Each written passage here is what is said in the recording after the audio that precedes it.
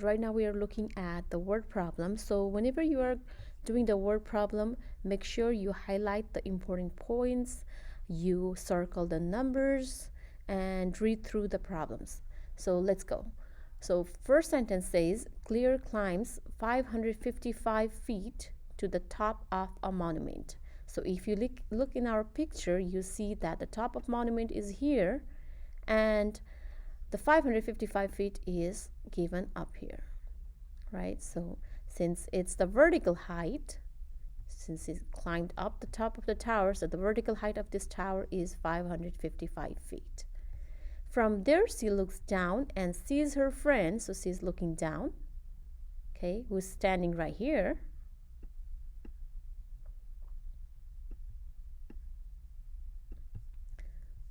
At point B in the diagram. And in the picture, it also gives us this distance, the horizontal distance from A to uncertain points, the vertical distance where it overlaps with the vertical distance. That's 150 feet. This is also the same distance from the tower to the person B, right? 150 feet. Okay, let's see. What are they asking about? They say enter the measure of angle of depression. So when you are looking down from the top of the tower, the angle that forms with the horizontal line is called the angle of depression. So right here, this one is angle of depression. It also tells you right here it's angle A.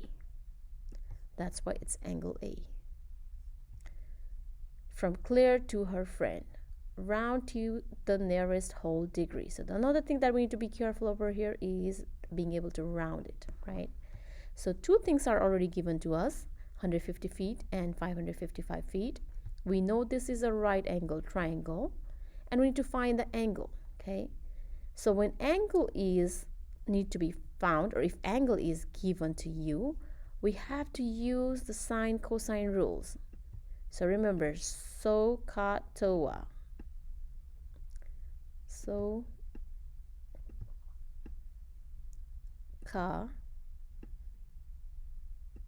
TOA. So we'll be using one of these to solve this triangle.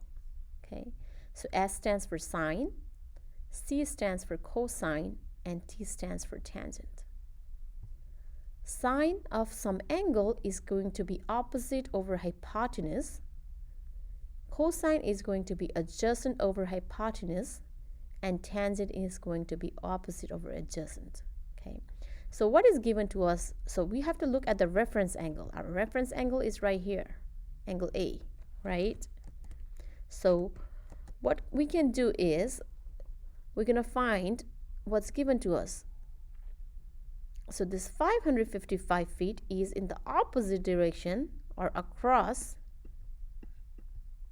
that angle A, right? So we can say this is my opposite for angle A. Okay, so opposite. And then this 150 is next to angle A. It's right next to it, right? So we call this adjacent. If you are next to something, we call it adjacent.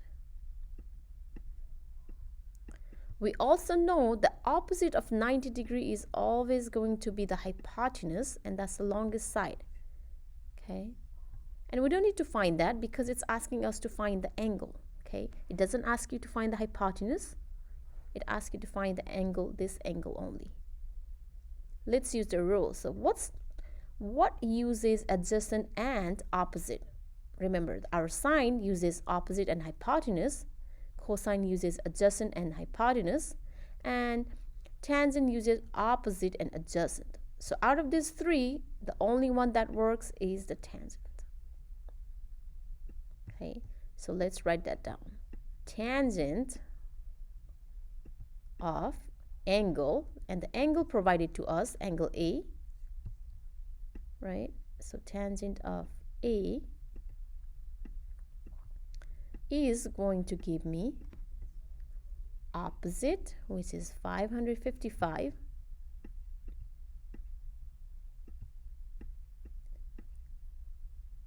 over 150.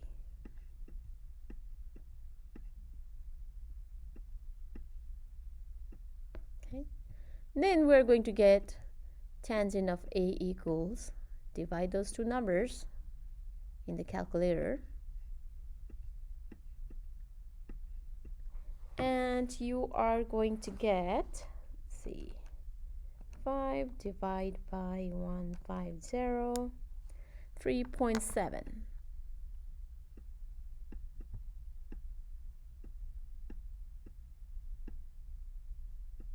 Okay, now we need to find the angle A. So the opposite of tangent is called tan inverse. Okay, so we have to put tan inverse on both sides. Tan inverse of 3.7 is going to give me angle A. Okay, so my A is going to be equal to tangent of inverse of 3.7. So go in your calculator, type second inverse of tan and 3.7,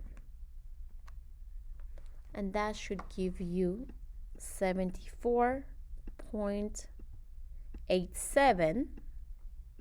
And since it tells us to round to the whole degree, we'll have to round it. It is going to round up, so my answer is going to be 75 degrees. Okay, so the one thing is being able to read this problem, right? Be able to find what they are asking for, and then use the SOHCAHTOA to solve it. If they're asking for angle, you'll have to do the inverse of that angle to find the indicated angle. Hopefully this was helpful, and make sure you go through all those problems that we have done in the class so that you can be prepared for the test. Thank you. Like, subscribe and follow at Supermath Guru, K4C. And do not forget to practice every day.